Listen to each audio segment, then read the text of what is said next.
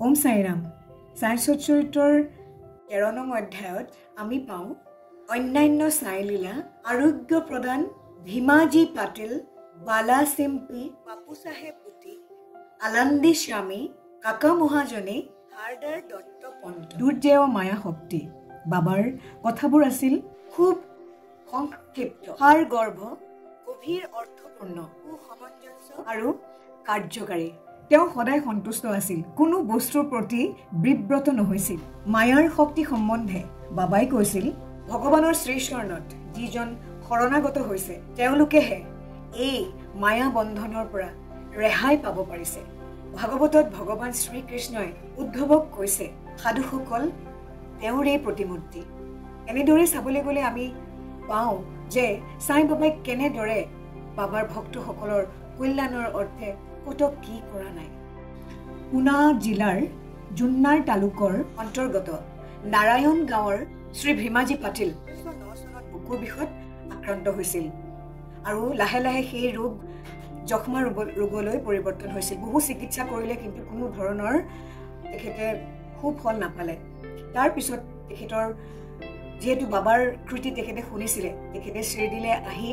বাবাৰ ভক্ত নানা সাহেব চন্দুৰকাৰক তেখেতৰ বেমাৰটোৰ বিষয়ে বাবাক ক'বলৈ ক'লে তেতিয়া নানা সাহেব চন্দুৰকাৰেও বাবাক ক'লে কথাটো কোৱাৰ পিছত প্ৰথমতে মছজিদত তেখেতে ভৰি দিয়াৰ লগে লগে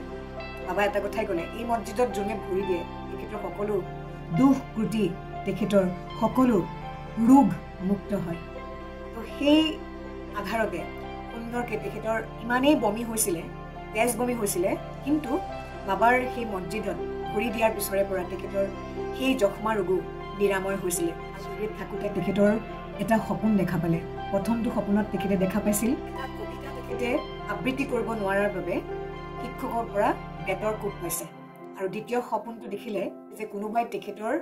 বুকুৰ ওপৰত শিল বাগৰাই দিছে আৰু তেখেতে পাৰা নাই মানে সহ্য কৰিবলৈ স্বপ্ন দৰ্শনৰ পিছত তেখেতৰ বেমাৰ সম্পূৰ্ণভাৱে ভাল হৈ গ'ল অকৃতজ্ঞ স্মৰণ আৰু অবিচল শ্ৰদ্ধা আৰু বিশ্বাসৰ বাহিৰে ভক্তৰ পৰা বাবাই আৰু একোৱেই নিবিচাৰিছিল মহাৰাষ্ট্ৰৰ মানুহে প্ৰতি মাহে বা পষেকীয়াকে সত্যনাৰায়ণ পূজা পাতে গাঁৱলৈ ঘূৰি গৈ ভীমাজী পাটিলে সৰ্বপ্ৰথমে সত্যনাৰায়ণ ব্ৰতৰ পৰিৱৰ্তে নতুনকৈ সাই সত্যব্ৰত পূজাৰ প্ৰচলন কৰে বালা গণপত চিম্পি নামে এজন ভক্তৰ মেলেৰিয়া হৈছিলে কোনো ঔষধে কাম দিয়া নাছিলে গ'ল বাবাৰ ওচৰলৈ বাবাই এনেকুৱা এটা আচৰিত ধৰণৰ উপায় তেখেতক দিলে তেখেতে বাবাই ক'লে লক্ষীনাৰায়ণ মন্দিৰৰ সন্মুখত বহি থকা ক'লাৰ কুকুৰটোক গৈ তুমি ভাত দৈৰে মিশ্ৰণ কৰি খুৱাই দিয়া তুমি সুস্থ হৈ উঠিবা তেখেতে ভাবিলে এতিয়া পাওঁনে নাপাওঁ তথাপিও তেখেত এই ভাত আৰু দৈ লৈ পেলাই তেখেত লক্ষী মন্দিৰৰ ওচৰলৈ গ'ল গৈ দেখিলে তাতে এটা সুন্দৰকৈ কুকুৰ নেজ জোকাৰি ৰখি আছে আৰু সুন্দৰকৈ গৈ সেই ভাত দৈৰ লগত মিশ্ৰণ কৰি খুৱালে আৰু খোৱাৰ পিছৰে পৰাই তেখেতে উপশম পালে এবাৰ বাপু চাহেব বুটিৰ হৈছিলে শৌচ আৰু বমি ইমানেই ঔষধ পত্ৰ তেখেতে খালে কিন্তু কোনো ধৰণৰ সুফল নাপালে তাৰপিছত তেখেতে মছজিদলৈ যাব পৰা নাছিলে বাবাই মাতি পঠিয়ালে যেনেকৈ নহওক বাপু চাহেব বুটি বাবাৰ ওচৰ পালেগৈ তাৰপিছত বাবাই কাষতে বহুৱাই খালি এটা কথাই ক'লে তৰ্জনী আঙুলি দেখুৱাই খুব সাৱধান আৰু পায়খানালৈ নাযাবা তৰ্জনী আঙুলি দেখুৱাই আকৌ ক'লে বমি বন্ধ হৈ যোৱা বাবাৰ কথাৰ মহিমা চাওক বাবাৰ এই দুইষাৰ কথাৰ শুনাৰ পিছতেই বুটি চাহাবৰ সেই বেমাৰ নোহোৱা হ'ল আৰু সুস্থ হৈ উঠিল এই বাপু চাহেব বুটিৰে আকৌ এবাৰ কলেৰা ৰোগত আক্ৰান্ত হৈছিল আৰু অতিৰিক্ত পিয়াহত কষ্ট পাইছিল ডক্টৰ পিল্লেৰ ঔষধো কামত দিয়া নাছিলে তেতিয়া ডক্টৰ পিল্লে নিজেই গৈ বাবাক সুধিলে বাবা মই কি দিওঁ তেখেতক য'ত তেখেতৰ তৃষ্ণা আৰু ৰোগ দূৰ হ'ব তেতিয়া বাবাই ক'লে আখৰোট বাদাম পেষ্টা গাখীৰ আৰু চেনিৰ লগত ভাজি খাব লাগিব যিকোনো ডাক্তৰেই ক'ব এনেকুৱা ধৰণৰ খাদ্য খোৱাৰ পিছত যিকোনো ৰোগ এটা বাঢ়িবহে কিন্তু বাবাৰ আদেশ মানিবতো লাগিবই সেয়া খুওৱা হ'ল তেখেত ৰোগমুক্তও হ'ল এবাৰ আলান্দি স্বামী নামে এজন ভক্ত আহিছিল শ্ৰীদিলে বাবাক দৰ্শনৰ বাবে তেখেতৰ কাণৰ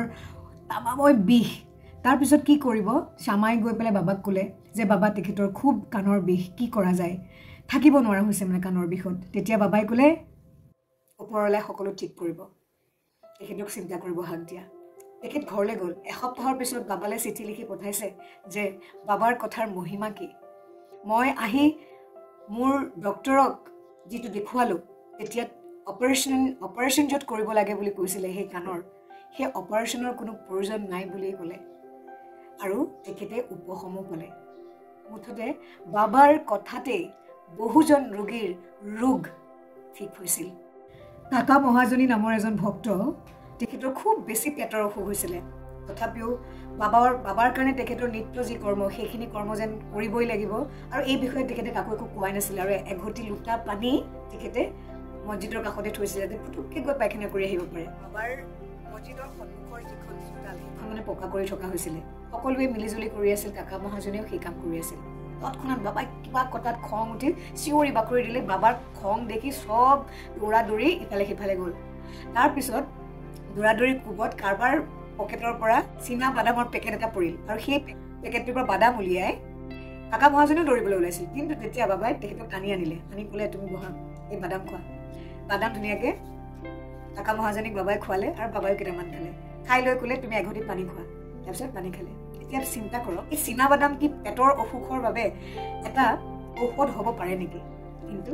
বাবাৰ আশীৰ্বাদ আৰু বাবাৰ মুখৰ কথাই সকলো চিকিৎসা শাস্ত্ৰ অনুযায়ী এই চীনা বাদামে ওলোটাই বেমাৰ বঢ়াইহে কিন্তু তেনেস্থলত আচলতে বাবাৰ বাণীয়ে আছিল প্ৰধান ঔষধ হাৰ্ডাৰ পৰা অহা দত্তু পন্তে তেখেতে 14 বছৰ কাল পেটৰ ৰোগত ভুগিছিল কোনো ধৰণৰ ঔষধে কাম দিয়া নাছিলে বাবাৰ কৃতি শুনি তেখেত আহিছিল চিট দিলে নিৰাময় হ'বৰ বাবে বাবাই দয়াদ্ৰ নয়নেৰে দৃষ্টিপাত কৰিলে আৰু আশীৰ্বাদ দিলে থিয় হৈ যেতিয়া তেখেতে বাবাৰ সন্মুখত প্ৰণাম কৰিলে যেন তেখেতৰ ৰোগ তাতেই নিৰাময় হৈ গ'ল বাবাই তেখেতক উদি দিলে আৰু বাবাই ক'লে এই ৰোগৰ পৰা তুমি মুক্তি পাইছা তেতিয়াৰ পৰা ভৱিষ্যতে আৰু কেতিয়াও এই ৰোগত তেখেত ভুগিব লগা নহ'ল মাধৱৰাও দেশপাণ্ডে অৰ্শ ৰোগত ভুগিছিল বাবাই তেখেতৰ সোণামুখী চেনাপডছ পাচন মানে বিভিন্ন গছ লতা শিপা আদিৰ ৰস মিশ্ৰণ কৰি প্ৰস্তুত কৰা ঔষধ খাবলৈ দিলে তাকে খাওঁতে তেখেতৰ ৰোগ দূৰ হ'ল 2 বছৰৰ পিছত কিন্তু তেখেতৰ আকৌ হৈছিলে সেই বেমাৰী কিন্তু তেখেতে বাবাৰ অনুমতি নোলোৱাকৈ ঔষধ খাইছিল ফলত ৰোগ আৰু বাঢ়ি গৈছিলে কিন্তু বাবাৰ আশীৰ্বাদত তেখেত ৰোগমুক্ত হ'ল কাকা মহাজনীৰ ডাঙৰ ককায়ে গংগাধৰ পন্তে পেটৰ বিষত ভুগিছিল বহু বছৰ বাবাৰ ওচৰলৈ আহি সেই ৰোগৰ যেতিয়া নিৰাময় কামনা কৰিলে বাবাই সেই ভক্তক আশীৰ্বাদ দিলে তেখেতৰ বিষ নোহোৱা হ'ল আৰু ভৱিষ্যতে সেই ৰোগ তেখেতে অনুভৱেই নকৰিলে নানা চাহেব চন্দুৰকাৰৰো এবাৰ হৈছিল পেটৰ ৰোগ দিলে ইনজেকশ্যন ডক্টৰে তেখেত সুস্থটো নহ'লে যে বাবাৰ ওচৰ পালেহি বাবাই তেখেতক খাবলৈ দিলে ঘি মিলাই বৰফি মিঠাই খাবলৈ দিয়া হ'ল এই ঔষধতে তেখেত সুস্থ হৈ গ'ল এই গোটেইকেইটা ঘটনাৰ পৰা আমি বুজিব পাৰোঁ যে স্থায়ীভাৱে ৰোগ নিৰ্মূল কৰাৰ আচল ঔষধ আছিল বাবাৰ কৃপা আৰু কথা কোনো ডাক্তৰী ঔষধ নহয় ওম সাইৰাম